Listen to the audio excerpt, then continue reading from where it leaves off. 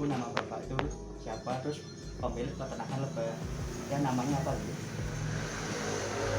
Nama saya Bapak Ngatman, peternak lebah Wohmasari yang beralamat di Siti RT 1 RW 3 Kelurahan Mejen, Kecamatan Mejen, Kota Sintang.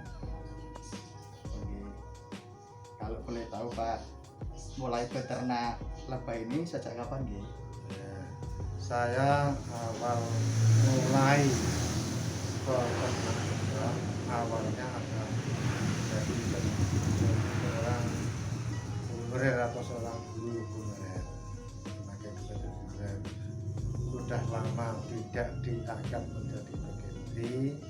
Saya setiap istirahat saya baca-baca buku di perpustakaan, membaca buku, dan saya menemukan buku budidaya lebah. Saya pelajari setiap istirahat, di anak-anak istirahat saya belajar membaca buku lebah. Setelah saya banyak memahami, kemudian tahun 2000 setelah kelulusan SMP atau SLTP, saya punya modal sedikit, memberanikan diri untuk mengundurkan dari guru atau sebagai tenaga edukatif, beralih profesi sebagai budidaya lebah. Jadi mulainya sekitar bulan Mei Juni tahun 2000 atau tahun 00 saya kembali nol. Jadi peternaknya itu belajar sendiri nggak Pak? Ya, belajar sendiri. Kemudian setelah itu saya memberanikan diri membeli lebah. Saya belajar, saya praktekkan dengan teori yang saya dapat dari buku perpustakaan. Nah, awal mula beternak lebah itu dapat bibitnya dari mana gitu Pak? Dari teman, karena saya sudah punya modal teori, saya mendekati atau mengenal itu seorang dari Pati, aku dari Kudus, peternak di Kudus. Saya mengenal dan mendekatkan diri pada mereka untuk ya istilahnya Kak, untuk mengikuti jejak mereka untuk budidaya lebah.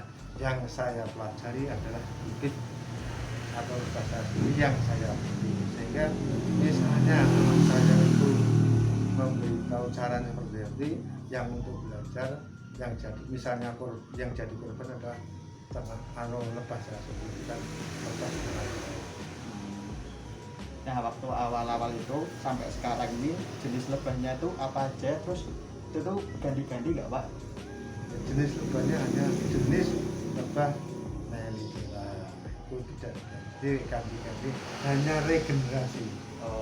Jadi regenerasinya di awal mulanya itu mendatangkan latu lebah di Australia.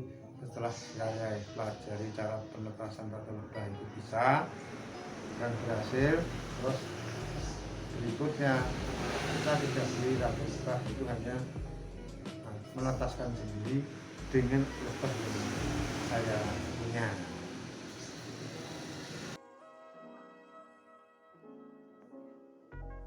Untuk letak peternakan lebahnya itu gimana Pak?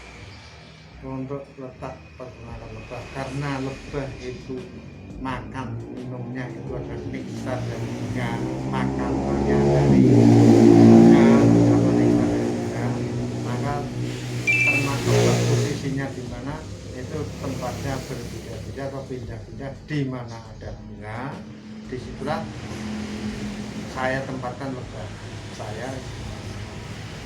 Ini tidak hanya satu tempat, jadi beda-beda. Di mana ada bunga, disitulah saya tempatkan. Jadi lapangan saya itu meliputi Jawa Tengah, Jawa Timur, dan Jawa Tengah. Jadi lepas saya sudah sampai Jawa Tengah, Jawa Timur, dan Jawa Tengah. Misalnya kalau Jawa Timur ya Pasuruan, Probolinggo, Jember, Banyuwangi, Probolinggo.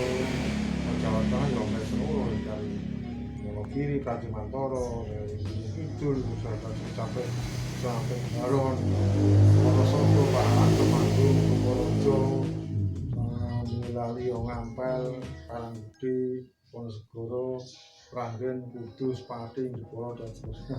Jangan nyebar ya Pak. Iya, udah Jawa Tengah hampir rata, ada Barat ya di Kalijati, di Subang Kalijati. Kemudian untuk produk yang dihasilkan dari peternakan lebah itu apa?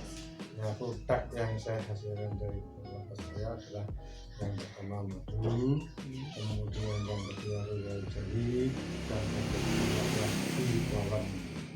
Terus yang keempat adalah propolis. Jadi itu yang dihasilkan produk-produk ternak kami, dan itu punya khasiat yang berbeda karena semua itu ada kandungan obatnya.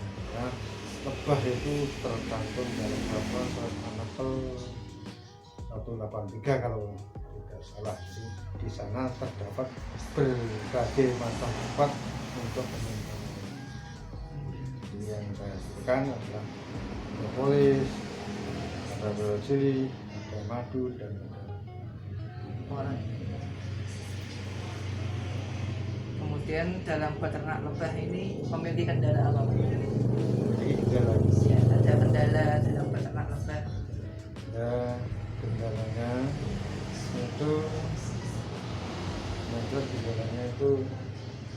pindah-pindah tempat itu pindah-pindah tempat di mana ada bunga, disitulah lebah saya bawa itu mengalami bencana.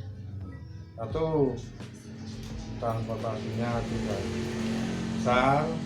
Terus yang kedua itu kalau tidak tahu betul tidak tahu lokasi saya tempat lebah itu, karena lebah itu musuhnya adalah awet, burung awet.